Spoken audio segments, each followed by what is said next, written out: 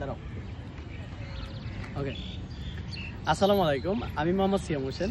এখন আছি ঢাকা বিশ্ববিদ্যালয় ক্যাম্পাসে। ময়মনসিংহ থেকে আমি ঢাকায় এসেছি একটা কাজে।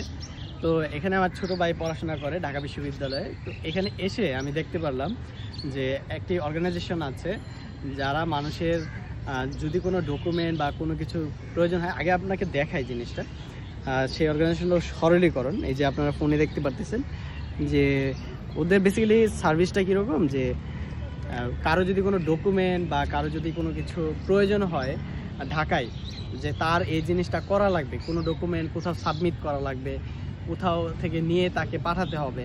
তো সেই ক্ষেত্রে অনেকে আমরা ঢাকার বাইরে থাকি, অনেকে দেশের বাইরে পর্যন্ত থাকি, কিন্তু আমাদের ঢাকায় তখন প্রেজেন্ট হওয়াটা খুব বেশি প্রয়োজন হয়।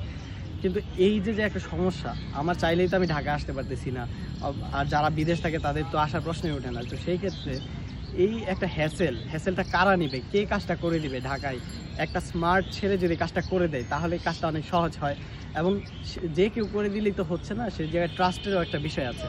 তো এই জায়গায় ঢাকা বিশ্ববিদ্যালয়ের স্টুডেন্টরা যারা অলরেডি স্মার্ট অ্যান্ড তারা অলরেডি অনেক কাজ করেছে এই সরলীকরণ হয়ে, আপনারা দেখতে পাচ্ছেন যে এখানে তারা প্রায় 1000+ মানুষকে এই ধরনের সার্ভিস দিয়েছে।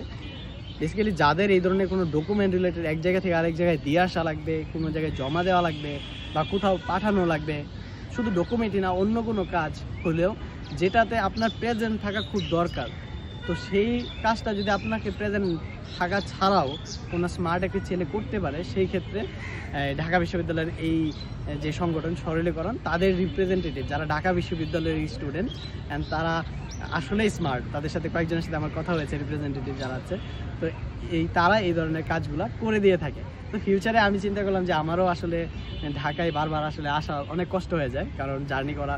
তো আমারও এই ধরনের সার্ভিস তাদের কাছ থেকে লাগবে, যে কোথাও থেকে ডকুমেন্ট নিয়ে আমাকে পাঠানো, যেমন ইউনিভার্সিটি ভর্তি বলি বা মানে ফরেন ইউনিভার্সিটির ক্ষেত্রে, অথবা দেশেই কোনো কোম্পানির ডকুমেন্ট এক জায়গা থেকে আরেক জায়গায় পাঠানোর প্রয়োজন হলে, সেই ক্ষেত্রে এই রিপ্রেজেন্টেটিভরা দিনরাত পরিশ্রম করে এই ভূমিকা রাখছেন।